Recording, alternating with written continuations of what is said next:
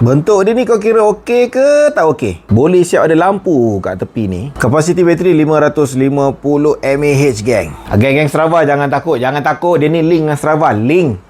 Lebih daripada 100 jenis kesukanan yang boleh digunakan untuk kegunaan bersukanan. Woohoo! Berat hati aku untuk percaya yang dia ni boleh bertahan lama bila kita nak bawa berenang. Kalau kau nak pakai lama, jangan bawa dia pergi berenang, okey? Dengan dia ni saja, tanpa connect dengan X pun, kita boleh tukar watch face dia. Tekan je dekat sini. Kemudian, yes. Bolehlah kita pilih ikut apa gaya yang kita nak. Teknologi punya banyak dah ada kat dalam dia ni. Kalau dia tak ada barometrik dan juga tak ada kompas, memang buruk lah jam ni kan.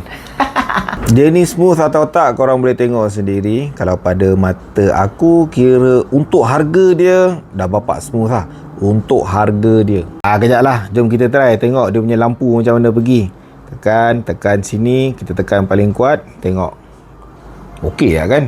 Ini dalam keadaan cerah ni. Sekarang tengah fikir, nak bagi anak aku pakai ke aku nak bagi bini aku pakai? Kau rasa macam mana? Letakkan di ruangan komen.